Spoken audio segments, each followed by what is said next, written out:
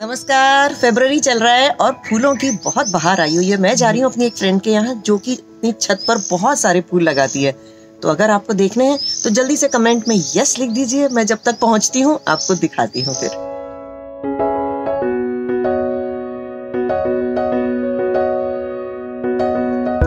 इन खूबसूरत झलकियों के बाद ये देखिए विहंगम बिगोनिया वेनिस्टा की बेल, ऑरेंज फ्रेम वाइन।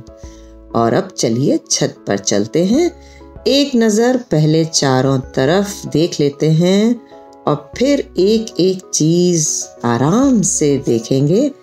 खूबसूरत फूल नीचे से लेके ऊपर तक, बहुत ही खूबसूरत सिटिंग एरिया, सामने बड़े बड़े पेड़ और ये साइड में ग्रीन वॉल की तैयारी।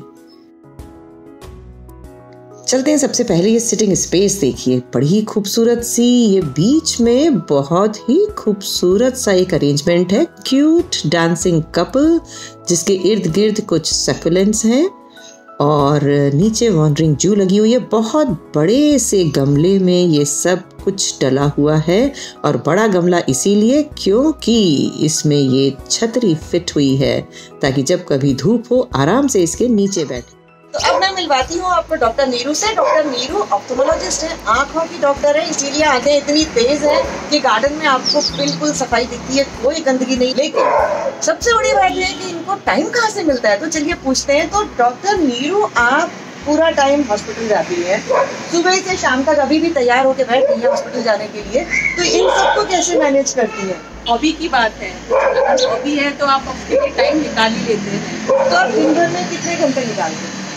1 से 2 घंटा। 1 से 2 घंटे वैसे ही निकाल लेते हैं जब पूरा दिन हॉस्पिटल में रहते हैं। तो इससे आपको थकान नहीं होती है? ऑलरेडी हॉस्पिटल जो थकान है वो खत्म हो जाती है।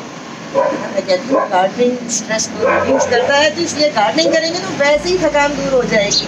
और साथ ही में इनकी बेटी भी कह सकते हैं, बहू भी कह सकते हैं, सोनम भी गार्डनिंग में थोड़ा थोड़ा हाथ बटाती है। नहीं भी बटाए तो साथ में बैठ के चाय जरूर पीते हैं।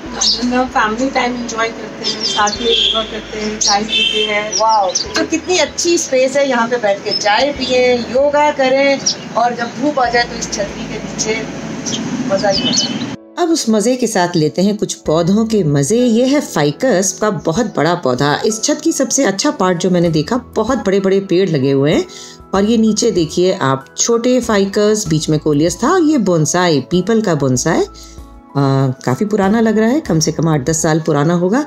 यहाँ पूरी बोनसाई की कतार हमें देखने को मिलेगी। ये इमली, हाँ टच मी नॉट नहीं है, मैं इसलिए टच करके देख रही थी। ये इमली, पीछे बड़ का बोनसाई और आगे ये जो है ये शमी का पौधा लग रहा है। शमी का बोनसाई बनाने की तैयारी है। सब अंडर ट्रेनिंग प्लांट्स हैं। फाइकस का बोनसाई, इस समय फाइकस में कई पत्तियां पीली दिखती हैं। और ये है स्नो बुश जो कि पतली पतली ब्रांचेस को बांध के एक अलग ही कुछ शेप देने की तैयारी लग रही है। फिर से फाइकस का बोनसाई अलग अलग शेप्स में उसको क्रिएट करने की कोशिश है। एक और जो इंटरेस्टिंग पार्ट है, ये इन्हीं सब पौधों के बीच ये पीछे वाली छत में ग्रीन वॉल क्रिएट करने की एक बहुत ही खूबसूरत कोशिश है। ये देखिए ग्रीन एक नेट लगा दी है ताकि बहुत अच्छे से जो क्लाइंबर्स हैं वो इस पर चिपक जाएं और बहुत अच्छे से इस पूरी वॉल को ढक के ग्रीन कर दें। छोटी छोटी क्लिप्स लगाने की बजाय एक बहुत ही उम्दा आइडिया। और चलते हैं दूसरी तरफ। ये दूसरी तरफ के जो पौधे हैं उनमें नीचे है ये एंटीराइनम या डॉग फ्लावर। ये देखिए डॉग की तरह इसका मुंह दिखता है। बचपन में हम बहुत खेला करते थे। ये येलो डॉट उसका मुंह, 2 छोटे छोटे कान और ये इस तरीके से मुंह खोलता रहता है। बहुत ही खूबसूरत डॉग फ्लावर की इस समय फुलवार दिख रही है। और ये होता है फॉरेस्ट ट्रे गार्डन में, यानी कि एक ट्रे में एक फॉरेस्ट का लुक देने के लिए बहुत सारे पौधे लगा दिए जाते हैं। और ये एक ही पॉट में बहुत सारे पौधे, ग्रुप प्लांटेशन, किस तरीके से ग्रुप करके कंटेनर में एक साथ लगा दिया और बहुत ही खूबसूरत लग रहा है। ये फिर से एक फॉरेस्ट ट्रे गार्डन। पीछे ये जो एक इंटरेस्टिंग सा पेड़ दिख रहा है, ये है कल्प वृक्ष का पेड़। देखिए कितना मोटा है ये और बहुत ही खूबसूरत सा शेप लेते हुए ये जाता है। कल्प वृक्ष माना जाता है कि आपकी कई कामनाओं को पूरा करता है। हाँ, इस समय इसमें पत्तियां नहीं दिख रही हैं क्योंकि ये विंटर में डॉर्मेंट हो जाता है। और कामनाएं पूरी करने के लिए नीचे ये है राधा कृष्ण चंपा के नीचे और लाइन से ये चंपा के 3 पौधे हैं जो कि सड़क से आने वाले शोर से, आपको सड़क की दुनिया से अलग एक ही दुनिया में ले जाते हैं। और इन्हीं चंपा के नीचे गणेश जी भी विराजमान हैं और गणेश जी के नीचे कुछ फुलवार, ये है पेंजी। और नीचे देखिए एक और खूबसूरत सी आर्च है जेड की, कहाँ नजर कहीं जाती है तो कहीं और चली जाती है। और ये है वाइट एलाइसम के फ्लावर्स, जैसे ही हवा चलती है या हाथ इस पे फेरिए इतनी उम्दा खुशबू आती है कि बस पूरा एरिया महक जाएगा। पेंजी कई तो खैर खूबसूरती की बात ही अलग है। कुदरत ने इस कदर इसमें रंग भरे हैं, जैसे कोई पेंट किया है बहुत मन लगा करके। अलग अलग शेड्स, कलर्स को बहुत ही खूबसूरती के साथ कुदरत ने पेंट किया है। और दूसरी तरफ फिर वही वाइट एलिसम।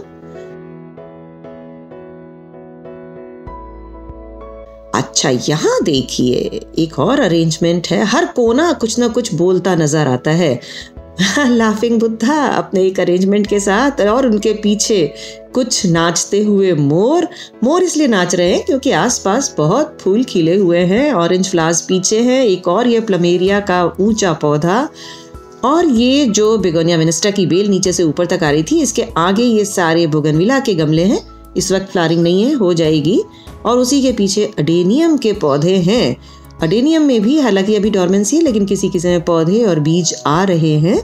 इन सब छोटे छोटे अडेनियम के बीच ये देखिए एक भारी भरकम सा अडेनियम। चलिए इसके बारे में डॉक्टर नीरू से ही पूछते हैं कि ये कितना पुराना है, इसको कैसे इतना बड़ा किया है। ये करीब 15 से 20 साल पुराना है। 15-20 साल में ये इतना मोटा हुआ है। और मुझे लगता है शायद 2 अडेनियम थे आपस में, उनको पास लगाया और फिर एक दूसरे से मिल गए।